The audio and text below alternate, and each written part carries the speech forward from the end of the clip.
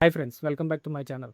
మనందరం ఎంతో రెగ్యులర్‌గా వాడుతున్న సమయాన్ని ఎవరు కనిపెట్టారో మీకు తెలుసా? సమయం అంటే మీరనుకుంటున్న ఆ సమయం గాదు. లేదంటే ఇది కాలాన్ని తిప్పే అంత విషయం కాదు. మామూలుగా మనం వాడుతున్న వాచెస్ లేదంటే మనం వాడుతున్న గోడకు పెడుతున్న గడియారాలు. ఈ గడియారాల్ని ఎవరు కనిపెట్టారో మీకు తెలుసా? ఈ గడియారాలు కనిపెట్టడానికి వెనక ఎంత పెద్ద చరిత్ర ఉంది? దీనికి సంబంధించి ఎవరు ఆద్యులు?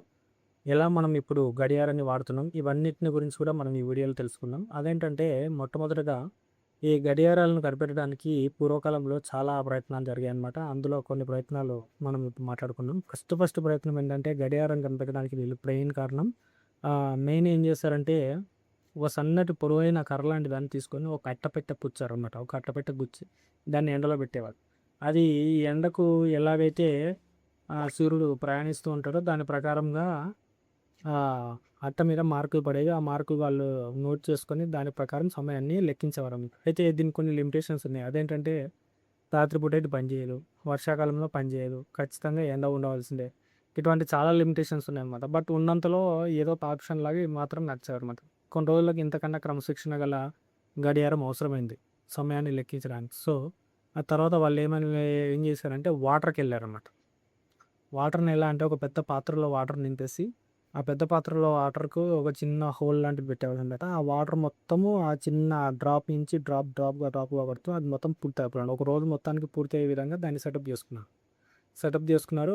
రోజుకొక గిన్నె ఖాళీ అయిపోతే ఆ రోజు పూర్తయిందనమాట. అదొక లెక్క అన్నట్టు. సగం వస్తే సగం రోజయింది.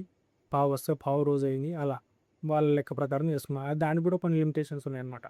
అదేంటంటే అది ఉష్ణోగ్రత మీద ఆధారపడి ఉందనమాట. చల్లగా ఉంటే ఒకలాగా టైం చూపిచ్చేది. వేడిగా ఉంటే అందులో ఉన్న వాటర్ ఆవిరైపోయి అదొక టైం చూపిచ్చేది. అలా రకరకాలనమాట. కన్సిస్టెన్సీ లేదు. యాక్యురసీ లేదనమాట. బట్ ఉన్నంతలో బెటర్. ఆహ్, ఆ సూర్యుని ఎండ మీద ఆధారపడిన గడియారం కంటే కూడా ఇది కొంచెం బెటర్ అనమాట. బట్ దీనికి కూడా ప్రాబ్లమ్స్ ఉన్నాయి. ఆ తర్వాత ఈళ్ళేం చేశారు నిప్పుకెళ్లారనమాట. నిప్పుకేం చేశారంటే కొవ్వొత్తులు పెట్టి కాల్చేవాళ్ళనమాట. ఈ కొవ్వొత్తి సగం కాలిందంటే సగం రోజయింది. లాస్ట్‌కొచ్చిందంటే ఈరోజు పూర్తయిపోతుంది. ఈ విధంగా వాళ్ళు కొవ్వొత్తులో మార్పులు చేసుకొని, ఆ విధంగా కొవ్వొత్తులు కాల్చుకుంటూ అలా కూడా సమయాన్ని లెక్కించేవారనమాట. దీనికి కూడా కొన్ని లిమిటేషన్స్ ఉండేవి. కొవ్వొత్తులు అన్ని విధాల్లో ఒకే రకంగా కాలట్లేదనమాట. అంటే చలికాలంలో ఒకలాగా, వర్షాకాలంలో ఒకలాగా, ఎండాకాలంలో ఒకలాగా సరైన సమయం చూయించట్లేదనమాట. ఒక్కొక్కసారి ఒక్కొక్క విధంగా ప్రవర్తిస్తున్నాయి అవి కూడా. సో, ఇది కూడా యాక్యురసీగా లేదనమాట. ఇలా రకరకాల ప్రయత్నాలు చేస్తూ ఉన్న కాలంలో 16వ శతాబ్దంలో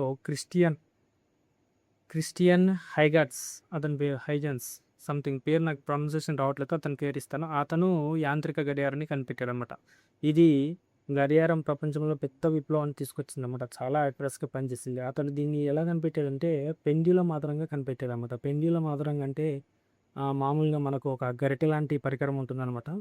కింద సర్టెన్ వెయిట్ ఉంటుంది.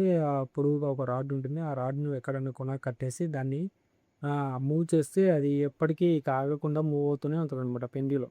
కొట్టుకుంటూనే ఉంటుంది. ఇప్పటికి గూడా మన సాలార్జంగ్ మ్యూజియంలో వాచే ఉందనమాట.